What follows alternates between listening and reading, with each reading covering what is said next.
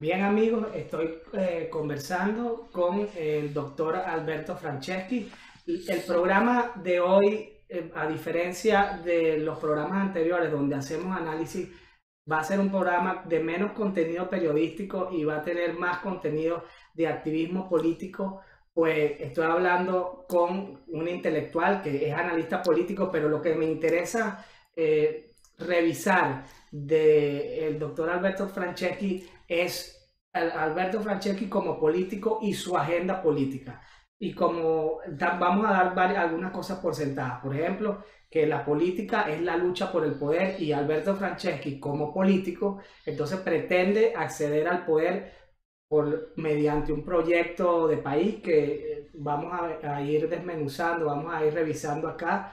Y por eso yo quiero entrar al grano con las preguntas que yo mismo me he hecho y que hemos conversado en privado, pero ahora quiero compartirlas con ustedes, mi audiencia.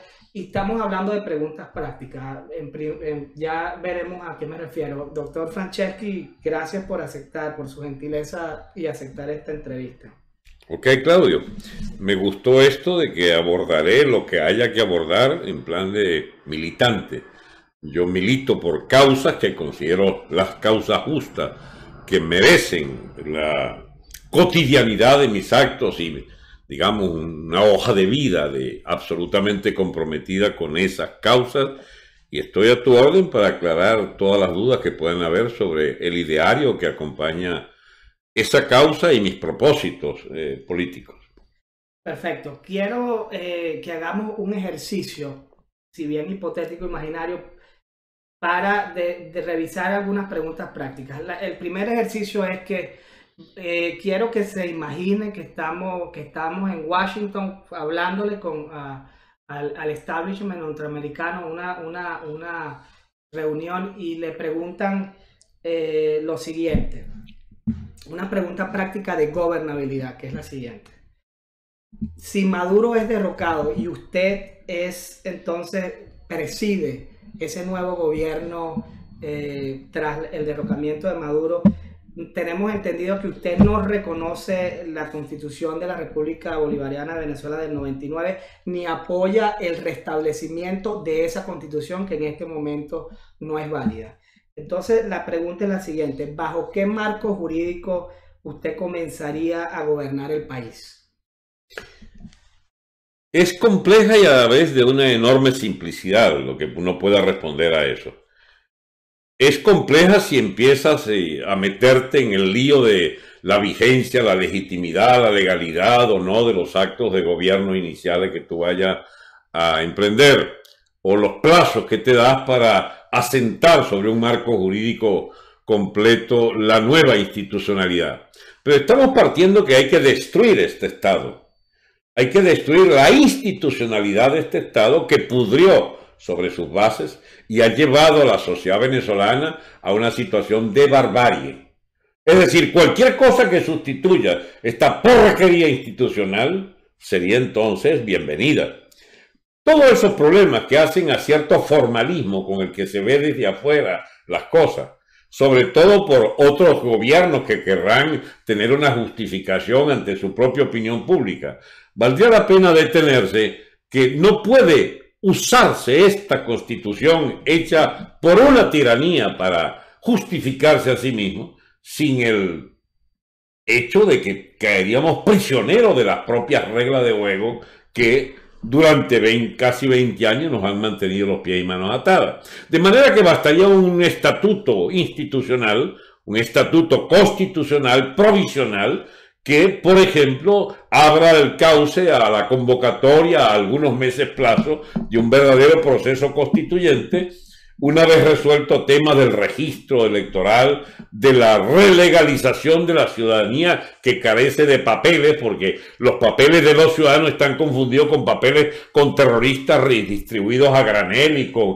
militantes de la FARC y con terroristas árabes. O sea, había que depurar la legalidad del propio padrón electoral y de nuestra identidad como ciudadanos para entonces de verdad construir un proceso legislativo donde podamos escoger nuevas reglas de juego. La Constitución, a diferencia de todas las que se han hecho en Venezuela, creo que van 28, tendría que ser una Constitución muy breve, de reglas de juego. Y eso bastaría con cualquier constitución de las 28. Debe haber una que sirva. La Constitución del 61 podía adoptarse, o podía adoptarse cualquier marco jurídico de las dos veces que se ha interrumpido el orden constitucional, por ejemplo, con la insurgencia de la llamada Revolución de Octubre de Betancur el 45, o con la insurgencia de Larrazábal y la constitución de la Junta de Gobierno. Esos fueron actos de una de una plataforma constitucional breve y que justificaba el reemprender el camino de la reelaboración de las bases jurídicas del país.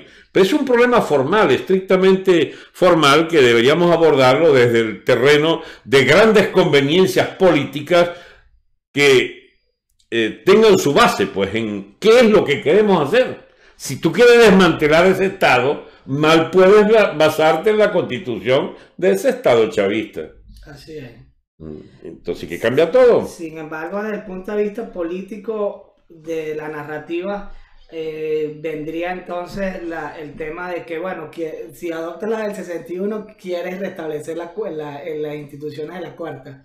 Y si adoptas las de otras constituciones, quieres irte al pasado, ¿no? Por eso lo mejor sería un acta constitucional provisional que abra el cauce a un proceso constituyente de nuevo tipo, pero no pueden estar con apuro. Esas cosas hay que hacerlas, unos comités de sabios, la gente mejor preparada del país, que prepare un proyecto, que tengamos el tiempo de presentarlo ante toda la nación durante meses y meses de discusión, y ahí se ha avanzado. Hay gente que ha venido elaborando plataformas de esas, de probables constituciones o plataformas constitucionales, que bien pueden ser llamadas a auxiliar a ese ejecutivo provisional para esta tarea importantísima de dar unas nuevas bases jurídicas al Estado venezolano.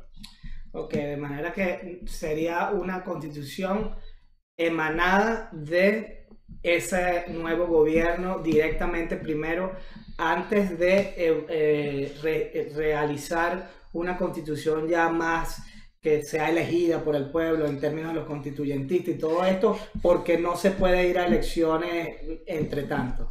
Mira, ir a una elección inmediata es apostar a la idiotez colectiva. Pero me refiero a las elecciones para constituyentistas y para elegir la constitución. Sería la idiotez colectiva la que se imponga si tú abres un proceso de cambio rápido y le das beligerancia a todos los factores que por inercia pretenderán manipular ese proceso. Mis amigos, hay que volver a cierta racionalidad de sociedad civilizada. No es verdad que estemos en condiciones de abrir la caja de Pandora de unas elecciones. No, chicos, eso hay que empezar por explicar a la gente de qué se trata cuando va a elaborar una nueva constitución. Eso de idear un nuevo Estado es algo complejo. Para empezar, yo no te voy a decir que yo, ¿cómo se llama?, objeto la representación política en base al sufragio universal, por ejemplo. Pero si el pueblo todo deberá participar en la escogencia de una base constitucional nueva, ese pueblo entonces tiene que prepararse durante un año o dos de discusión detallada y, digamos, sobre ideas muy doctas e ideas muy sencillas. Mientras más breve sea la plataforma y mayor sea la legitimidad de las cosas nuevas que se están planteando, mucho más fácil será posible llevar a un acto electoral aprobatorio, plebiscitario o de referéndum esas tesis de la Constitución nueva. Pero, digamos, a mí no es que me preocupe poco, pero a mí me preocupa más la enormidad de los temas económicos sociales, de cómo evitar, digamos, que el país se nos vaya por la tronera de una violencia de toda clase de grupejos y grupetes y republiquetas internas que busquen justificarse mediante la fuerza de cada una de ellas. Me preocuparía más restablecer el orden, la disciplina social, restablecer, por ejemplo, la confianza en el proceso económico que se inicia antes de un preciosismo jurídico. Bastarían cosas elementales redactadas sobre la marcha inicial, digo, de que consagre el absoluto respeto a la propiedad, la absoluta libertad de comercio, la negativa del Estado a fijar precios y salarios y andarse metiendo en la economía privada, el desmantelamiento del Estado empresario absolutamente inútil y por definición clientelar. Habría que abolir todo lo que signifiquen leyes del clientelismo político y de los privilegios de rosca y de mafias partidistas o económicas, es decir, habría que además ubicarse en el concierto internacional con un marco de plena independencia, pero al propio tiempo de tomar partido por la defensa de Occidente y de valores del Occidente cristiano. Es decir, estamos en la obligación de rápidamente producir una plataforma de relanzamiento de la sociedad venezolana sobre base absolutamente simple, pero al mismo tiempo de una enorme radicalidad y novedad respecto a 60 años de manipulación del estatismo político de la Cuarta y de la Quinta República.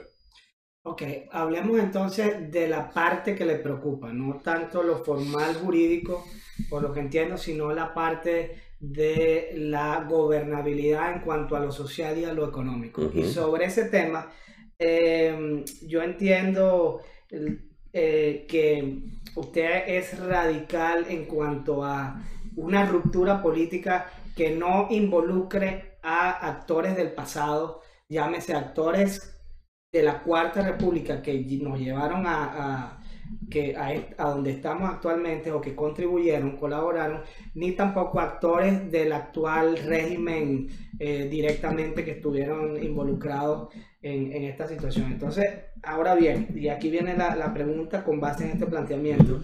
La práctica es que es imposible meter preso a todo el mundo y gobernar teniendo en contra a todos los factores de poder real que cohabitaron con el gobierno, con la dictadura. Estoy hablando del sector económico nacional e internacional, también de políticos, de militares y de jerarcas eclesiásticos, entre otros. La pregunta concreta es, ¿estaría dispuesto a llegar a una especie de nuevo pacto de punto fijo con los actores o con los factores políticos de poder real que le adversarían a ese nuevo gobierno en el cual usted y los repúblicos pretenden liderar? La pregunta previa que habría que hacerse: ¿y por qué son factores de poder? ¿De dónde les vino esa especie de don sobrenatural para representar qué? Esos factores políticos son factores de intereses creados. Son factores, muchos de ellos delincuenciales, factores forajidos, factores de posesión de bienes mal habidos, de tráfico de influencias que dieron un poder financiero determinado o controles mediáticos determinados. Yo diría, más que ponerlos presos, hay que exponerlos a la vindicta pública. Yo creo que uno puede empezar agarrando presos y presos y presos. Sencillamente, con la más irrestricta libertad de expresión, óyeme bien, irrestricta libertad de expresión, se trata, chicos, de montar todo organismo ad hoc, toda especie de tribunales de la sociedad, de segmento de la sociedad civil, que enjuicien la conducta política de estos personajes. Y será la propia nación y los sectores muy informados los que irán decantando que mucha gente no tiene derecho ni siquiera a presentarse con su cara muy lavada si ha sido sujeto de, ¿cómo se llama? Si ha sido parte de corruptelas impresionantes en todos estos años. Más que andar poniendo presos, yo diría, bueno, debe un chance de televisión y por algún mecanismo de estos extraordinarios que tiene Internet, que lo juzgue la audiencia sobre si tienen derecho a volver a esos programas y a convertirse en supuestos factores de la opinión pública. La mayoría son porquerías que no tendrían asidero en la opinión pública, la mayoría serían execrados. O sea, esas son unas batallas que pueden darse sobre la base de abrir las espitas digamos, de la libertad de expresión y no precisamente de la utilización del Estado como maquinaria represiva, menos todavía de favoritismo mediático que dan acceso solo a los favoritos de determinados intereses. Es un manejo muy astuto que habrá que hacer del poder, donde la represión no es lo fundamental. Se reprime a delincuentes directos, se reprime a criminales, se reprime, ¿cómo se llama?, a delincuentes en fuga, se reprime a estafadores, a malversadores de bienes públicos, pero los políticos como tal, eso es el juicio político de la opinión de la gente lo que debe primar. Claro, ese es un sector apenas de los tantos actores que forman parte Ahora, de pacto la con política. ellos no veo ninguna necesidad de andar Hablo de pactando nada. militares, de empresarios, No, los militares a los cuarteles y tienen la gran tarea de volver a ser creíble parte de las actuales Fuerzas Armadas, las que deben reconstruirse, con una política de Estado que significa, ¿usted quiere ser militar? Muy bien. Usted para ganarse de aquí en adelante su sueldo y portar uniforme y portar alguna condecoración, usted tiene que ir a exterminar los factores de guerrilla internacional que hay en Venezuela. Usted tiene que irse a zonas de resguardo, por ejemplo, para ponerte el caso de Guayana, donde está literalmente destruyéndose la selva guayanesa por toda clase de pranatos, militares, etcétera, etcétera. O sea, ser militar en Venezuela va a tener que sudar la gota gorda y arriesgar la vida. Ni que quieren ser militares y que están dispuestos a arriesgar la vida. Bueno, van a ser muy bien pagados, pero empiece a arriesgarla para eliminar el guerrillerismo colombiano que se ha enseñoreado del territorio de Venezuela. Y eso, mi amigo, es un replanteamiento completo. Entonces, grupo de presión, ¿por qué? Si tienen 19 años poniendo la torta del lado de Chávez y de Maduro, ¿qué van a estar reclamando, chicos? Si necesitaríamos una nueva Fuerza Armada. Y toda esa cúpula actual hay que salir de ella. Las nuevas promociones que vengan detrás, así tengamos que bajar, digamos, la edad de los grandes medios, de los altos mandos a 28, 30 años, bueno, serán nuevos mandos, pero habrá un ejército que verdaderamente esté compenetrado con el país y no con delincuentes y grupos de todas clases mafiosos, que son a los cuales han servido esta alta oficialidad de la cúpula de Padrino y Maduro y Diosdado y toda esta gente. un tema relacionado y ampliando un poco más el espectro de la conversación, lo que estaría planteado es que la agenda que usted está procurando es la de llegar al poder por medio de una intervención militar, ya sea extranjera o nacional. Sin entrar a discutir sobre la factibilidad o no, sin entrar a discutir si habrá o no, sino ya ubicados en el escenario donde hubo una intervención. Usted forma parte de ese nuevo gobierno que se constituye. Entonces, con eso, conectándolo al tema del 11 de abril, que es la experiencia más reciente que tenemos de intervención militar y de salida del régimen, es lo más reciente que tenemos y por eso trato de relacionarlo acá. ¿Qué hacer? ¿En qué se ocuparía usted para evitar que en 72 horas el gobierno nuevo que se constituya no sea tumbado? Tienes que movilizar la población para imponer una rectificación de fondo en el Estado. El gran error del doctor Carmona fue ese. ¿Cómo te vas a enclaustrar en Miraflores a negociar con un puño de tiburones allí, de la economía y de los medios y de las jerarquías militares, a ver cómo se cocinaba la nueva etapa? Mientras la gente veía por Globovisión interesada también en algunos desarrollos de este gobierno, qué era lo que iba a pasar. Tienes que asumir que lideras un país que está desesperado por cambiar drásticamente el personal que dirige el Estado. De manera que coaliciones, no sé si habrá, alianzas, no sé si habrá, pero es la gente, tiene que opinar y tú estás en la obligación de convocarlo a defender el nuevo gobierno al precio que sea, incluyendo el armamento general de la población para defenderlo. Porque es que el chantaje de la guerra civil de grupos organizados, tú no puedes aceptarlo. Tendremos que asumir el costo entonces de que factores que pretendan agredir en forma armada el nuevo gobierno, hay que responderle con grupos armados que liquiden esos grupos armados. Es decir, aquí no hay medias tintas. Y esa parálisis de la que fue prisionero el amigo, ¿cómo se llama? El que nombraste, Carmona, esa parálisis es producto de una incomprensión política que consistía en que estaba negociándose un nuevo status quo y en los status quo tanto dieron la vuelta a los factores que se autoproclamaban el nuevo poder que quedaron, bueno, los mismos factores que habían antes y con las mismas debilidades y potencias de lo que habían antes de la caída de Chávez. Pero eso está mucho más claro ahora, cuando pasados ya 15 años de eso, 15, 16 años de eso, no, ¿qué? 17 años. Habiendo pasado 17 años, Claudio, esto no tiene nada que ver con lo que pasó en abril del 2002. Esto es un Estado que se pudrió y tienes que sustituir, pero partes enteras del Estado que están gangrenadas, tienes que amputar. Y la dificultad es que tú no tengas un ejército propio para hacerlo. Bueno, me imagino que si va a haber una intervención extranjera, esa intervención extranjera debería darte la posibilidad de construir sobre la marcha un gran núcleo armado que defienda esa nueva estabilidad del nuevo Estado. No hay ninguna participación del viejo ejército en el rediseño de ese Estado. Yo no sé si hay fuerza militar que se comprometa a autodepurarse o ayudarla a depurarse. Eso, mira, nadie conoce mejor los militares que los mismos militares. El vagabundaje, los traficantes, los delincuentes, esos son conocidos. Tendría que establecerse, no sé, tribunales de emergencia dentro de las instituciones militares para juzgar a todos los bicharracos que hay allí también con uniforme.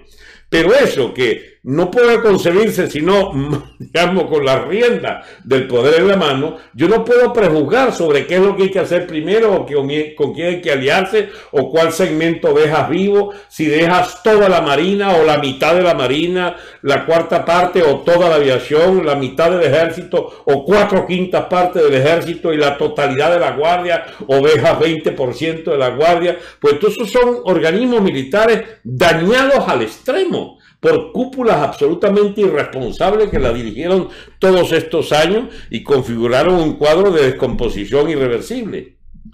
Ahora bien, en ese caso del 11 de abril, y es una variable que pudiera mantenerse aquí, no lo sabemos, es que fueron los militares quienes regresan a Chávez al poder. Sí, no. Los mismos que comprometieron esfuerzos de militares para desplazarlo, volvieron a llamar a los mismos militares para decirle no hay manera de ponerse de acuerdo. Pero eso, ¿de acuerdo en qué? En quién gobernaba, en quién tenía la sartén por el mango, en qué intereses prevalecían. Los burócratas, los grandes plutócratas mediáticos exigían cuotas, grupos económicos. ¿Cómo se resuelve eso en este caso? Es mucho más fácil porque no hay hueso sano, ni en la oligarquía mediática del país, ni en la oligarquía financiera, ni siquiera en los segmentos que quedan de la propiedad privada en Venezuela empresarial. Eso todo se pudrió. Es que la gente a veces no percibe que el país está en un degredo tal que lo que hagas tienes que hacerlo casi partiendo de cero en demasiados ambientes.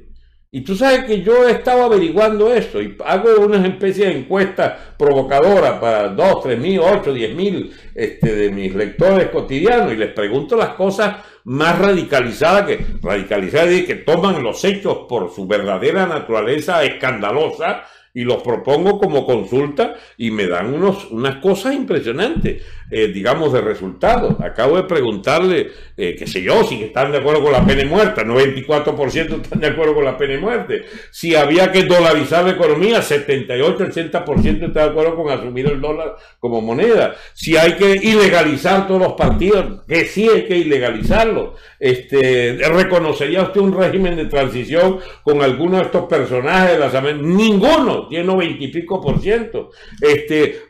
¿Dejaría usted, si hubiera una extracción o eliminación física de la cúpula del Estado malandro chavista, usted apoyaría esa extracción o esa eliminación o estaría en contra? Están a favor 92% en la encuesta que hacía la semana pasada. Entonces, ¿cómo es esto? El país tiene un espectro de la opinión pública ganado para ir a fondo en lo que hay que hacer. Esto no tiene nada que ver con 2002. En 2002 estaba casi intacto todavía el gran tinglado de partidos, de empresas, de medios de comunicación.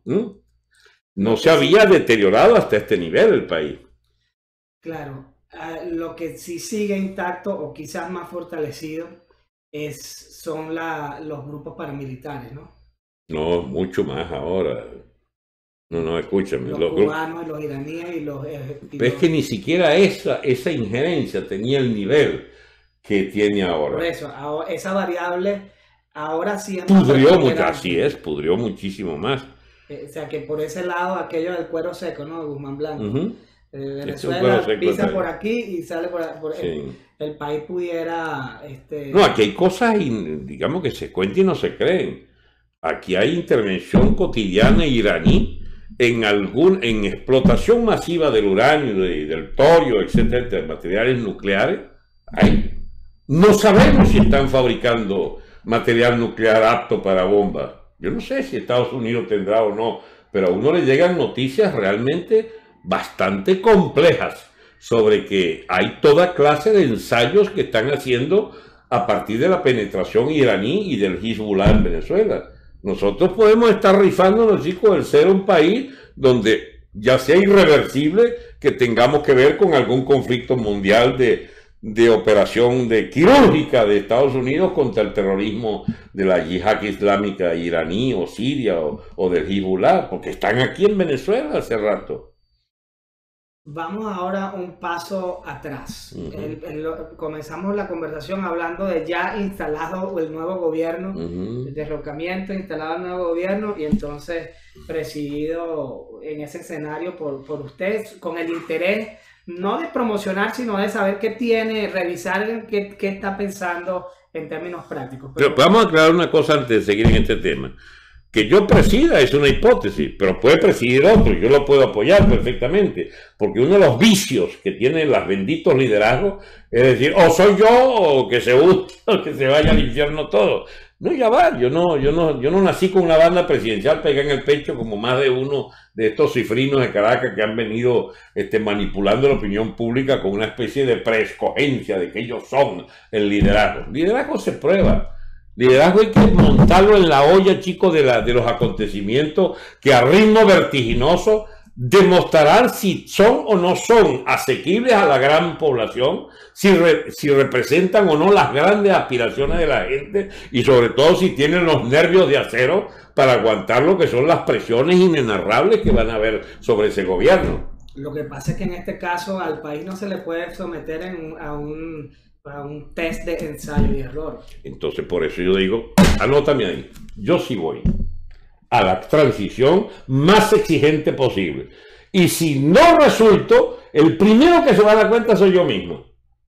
Pero el precio es bien alto para el país. Al precio de que acabo con alguien mejor que yo. Pero lo que yo sé es que lo que yo veo para atrás no hay nada que pueda responder por la crisis que están planteadas. Por lo menos las fórmulas que uno está presentando es la de, 1, alineamiento internacional irrevocable total con la potencia norteamericana, con los intereses de los estados vecinos que nos ayuden a limpiar esa mugre que deja el chavismo en el poder y sobre todo que refundaríamos la economía venezolana sobre las bases más sanas posibles de mercado, de intercambio comercial y de propiedad privada incondicionalmente defendida por el nuevo Estado. Con eso, chicos, yo puedo dormir tranquilo ya de que eso agarra mínimo y agarra desarrollo. Se ha dicho que este problema no es para un solo hombre, sino para un grupo de venezolanos preparados. Es una discusión falsa. Si es para un hombre, si estamos hablando de un liderazgo firme y fuerte. Y es para 1000 personas que necesitamos para articular el nuevo Estado, así es. Entonces, ¿cómo imagina esa estructura de un nuevo gobierno para Venezuela? Nuevo gobierno. Bueno, chicos, hay que escoger los más capaces. Me refiero, ¿lo imagina como una estructura presidencialista, como un primer ministro en una asamblea, en un congreso, como una junta colegiada? A eso me refiero. Bueno, te va a sorprender mi respuesta. Yo estoy preparado para presidente o estoy preparado para ser un miembro de un triunvirato o de una junta de 5, de 7 o de 9, porque no sabemos cómo es que se bate el cobre en el momento de definiciones. Pero por supuesto, la base piramidal del poder es la más útil, o sea, que haya una cabeza que alinee el grueso del gobierno, y si no es posible porque hay preferencias en la opinión, digamos, de la ciudadanía movilizada por otras caras, bueno, ensayamos con otros, o ensayamos con 3 o 4. Los romanos, cada vez que se les presentaba un lío de esto, armaban un triunvirato, ¿bien? O armaban una dictadura, o sea, un tipo como Cincinnato, por ejemplo, que durante un periodo breve de un año, año y medio, 2 años, lo ponían a ser dictador para poner orden. ¿Sí? Bueno, yo no sé cuál va a ser el ensayo necesario, pero es que estar preparado para cualquier hipótesis. Hey, hasta para no estar. Tú no ves que cuando uno se sitúa en estos parámetros en que yo me he situado, donde después de una vida completa no he sido ningún ambicioso del poder, uno puede hablarle, chico, digamos, con absoluta transparencia a los venezolanos. Complicados son los que han buscado ese poder por años y años y años y han vendido su alma al diablo, y grupos económicos son los que están atrás como caimán en boquecaño para hacer pagar a ese nuevo gobierno venezolano los favores recibidos a los financistas de campañas y de colocaciones mediáticas de esos grupos. No, chico, yo no le debo nada a nadie.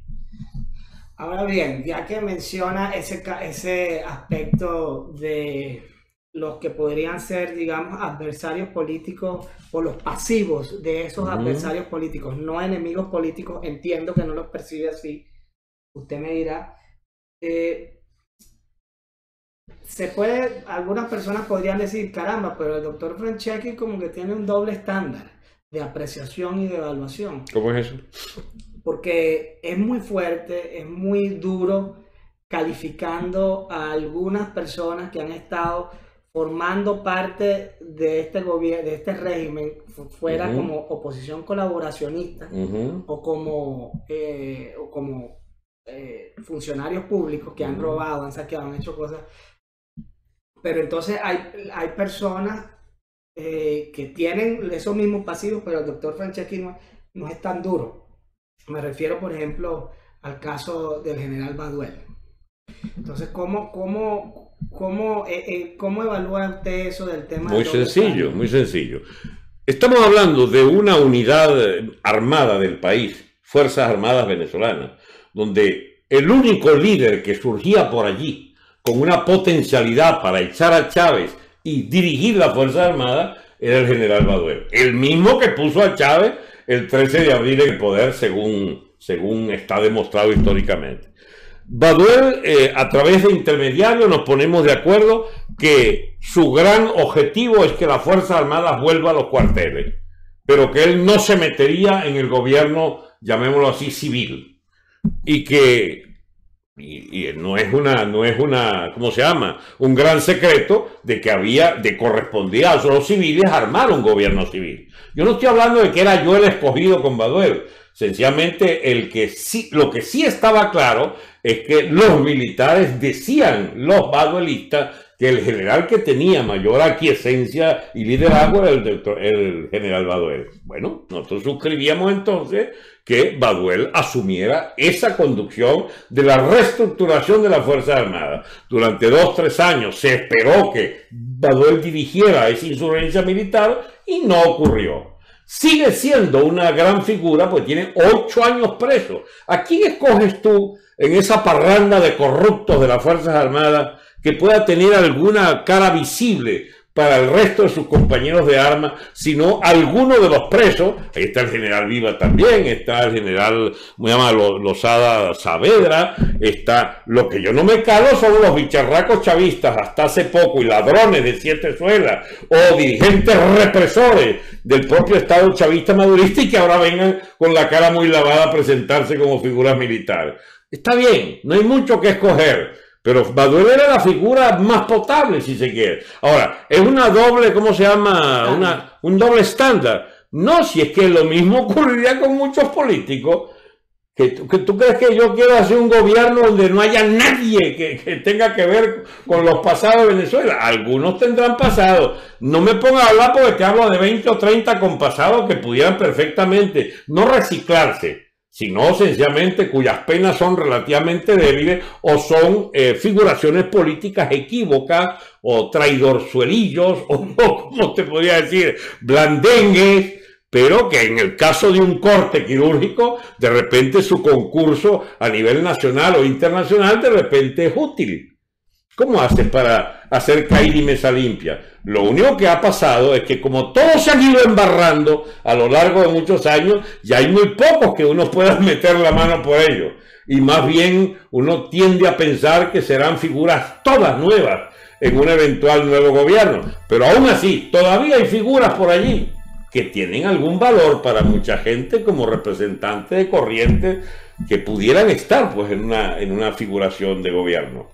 Lo que se infiere de ese planteamiento es que entonces usted sí estaría dispuesto en su capacidad de representante de un sector del país a pactar con personas. Es que cuando mete la palabra pacto ya me descoloca, porque yo no logro verme pactando nada. Hay una línea. De Baduel es un pacto político. No, es un reconocimiento, una realidad, pero el pacto con Baduel, si es que tú lo llamas pacto, puede durar 24 horas. Eso se hace una gran asamblea, chicos, de generales y tal. Aquí está este señor, ¿ustedes respaldan a este señor para ser jefe militar? No, dicen 2/3. No eres Baduel, lamentablemente, coño. Porque eso va a ser obligatorio, una especie de asambleísmo militar. ¿Y de los civiles a quién? No, no me pongas a escoger a uno contra otro. No.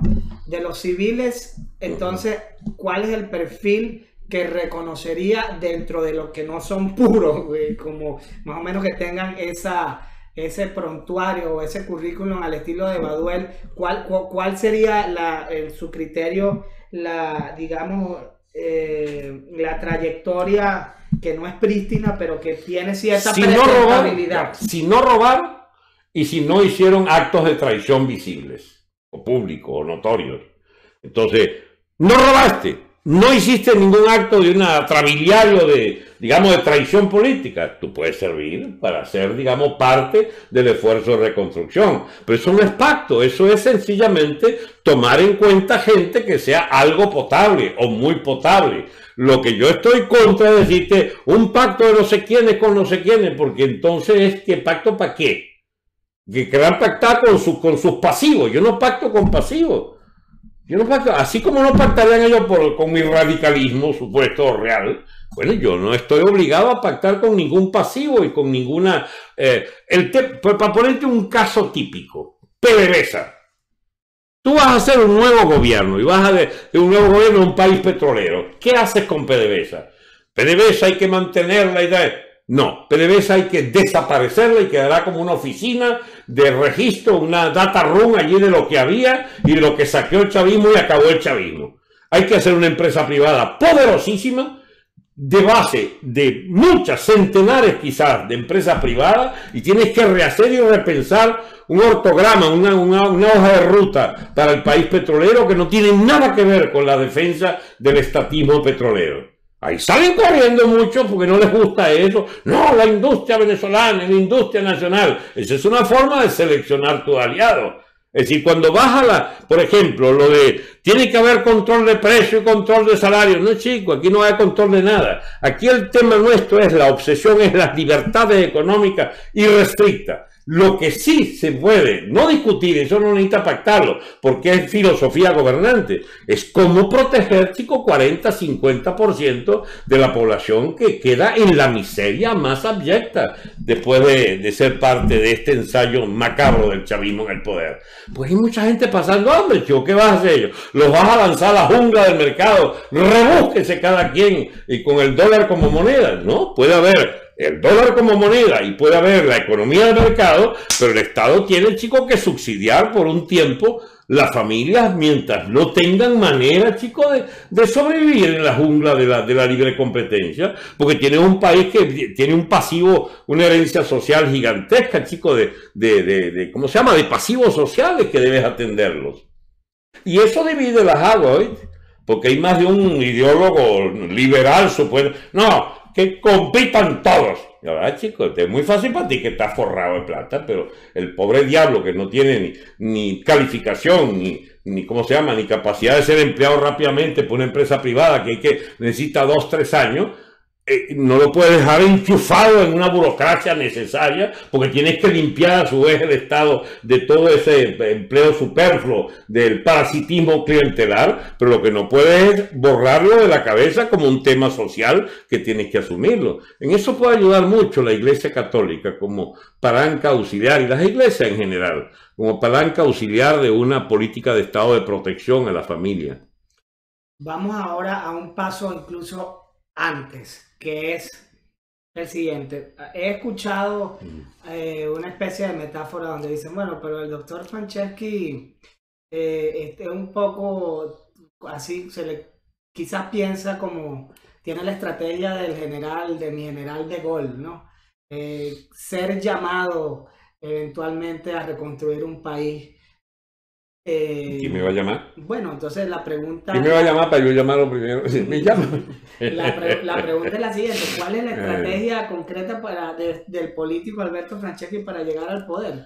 Esperar que madurara, y ha madurado, la decantación de lo inútil de toda esa clase política que me borró, me execró, la base mediática de todos esos figurines eran factores de los bolichicos y de la boliburguesía, la misma casta de emparrandados con la cuarta, que por supuesto me ven a mí como gallina que mira sal. Por cierto, no sé a qué se debe que le atribuyen a la gallina huirle a la sal, no sé cómo.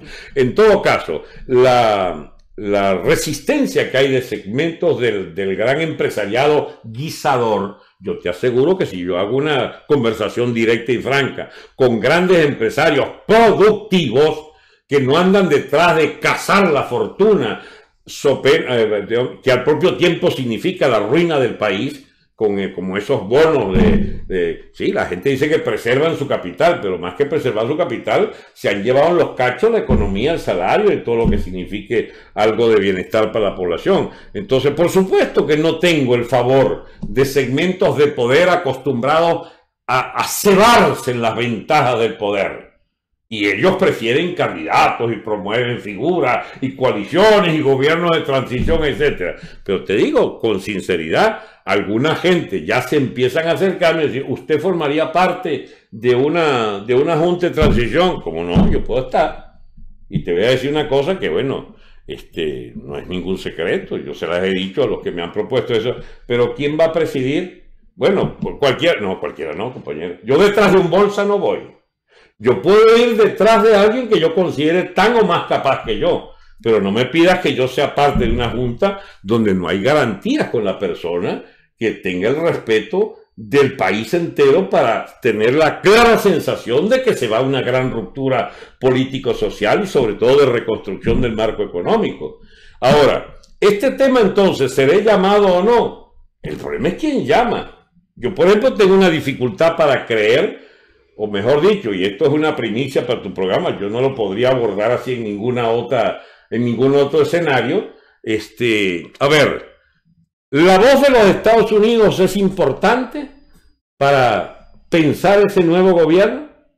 No hay venezolano que dé mayores garantías de alinearse con los intereses estratégicos de Estados Unidos en el área. No lo hay.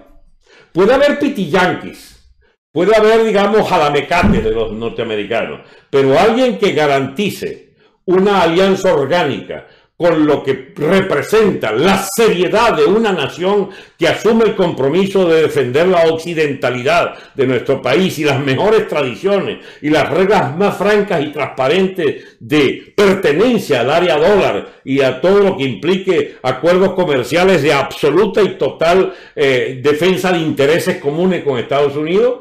Y yo represento esa opción, pero con Colombia también. Yo he sido partidario hasta de borrar la frontera en terreno de la economía para hacer un solo mercado colombo-venezolano. También pudiéramos ser parte de un Mercosur rediseñado y hacer a Brasil partícipe de grandes acuerdos comerciales con nosotros. Ahí tiene los tres pilares de lo que significarían nuestros principales aliados: Estados Unidos, Canadá, Colombia y Brasil. Pero también está Perú, la economía más sana, mayor crecimiento, etc. O sea, concebir el desarrollo de una economía como nosotros la queremos implica una alianza tácita e inmediata con los países hispanistas o países de habla española o portuguesa de América del Sur. México es otra cosa. México está como como lejos, ya quedaron lejos las películas mexicanas que veíamos cuando estábamos chiquitos. No hay una alianza cultural inmediata, pero México era la Nueva España y el hispanismo está allí presente en nuestra idiosincrasia, como para tomar en cuenta toda clase de alianzas culturales. Pero ellos tienen sus propios intereses de alianza comercial estrecha con los Estados Unidos y su mercado común con Norteamérica. Pero lo que te digo es, las garantías que podemos nosotros ofrecer como dirección de un nuevo Estado capitalista venezolano, tierra de libertades y de promoción de las libertades, no debería tener dudas para seleccionar una persona como yo, sobre todo cuando les digo que, bueno, que si no soy yo, ¿a quién hay que apoyar? O sea, no tengo problema en apoyar a otra persona. Ahora, ponerme un tonto como para que yo lo apoye porque es no ser representante, no sé qué rosca financiera, que se vayan al cipote, ¿entiendes? Me ves así como raro. En el último minuto final, ¿cuál sería su reflexión? Ya de cierre. Antes de morirme, no. De cierre. El último minuto final. El cierre. Bueno, chicos, que todas estas cosas que hemos hablado acá están abiertas a pasar la prueba de las realidades, que son la gran maestra de todo lo que uno pueda decir, pensar, proponer, proyectar, ¿verdad? Venezuela va a atravesar por un punto de quiebre, de ruptura, que hemos venido planteando de hace años. ¿Van a intervenir? No sabemos. ¿Va a ser una insurrección local de fuerzas militares? No sé. ¿Va a ser un estallido social? ¿No será que será una combinación de todo? Cualquier cosa puede pasar. Cualquier cosa puede pasar. Y no es el acto final lo que ocurra, es el inicio de otra etapa sumamente violenta y devastadora, incluso puede ser, si no tiene la dirección adecuada para hacer la limpieza rápida que haya que hacer, y de reestructuración de la Fuerza Armada y de reestructuración a fondo de la economía y de nuestra alianza comercial con Estados Unidos y el resto de América. Entonces son cosas que deberán tenerse más o menos claras antes de meterse en el lío de provocar una ruptura en Venezuela para colocar en su lugar qué cosa. Lo único que les digo, todos los que estén pensando en fórmulas con politiqueros de la cuarta o reencauchados de la cuarta o los pimpollitos estos súper oportunistas que hicieron 19 años de vida común con el régimen chavista, ninguno de ellos es garantía para los cambios reales que se necesitan.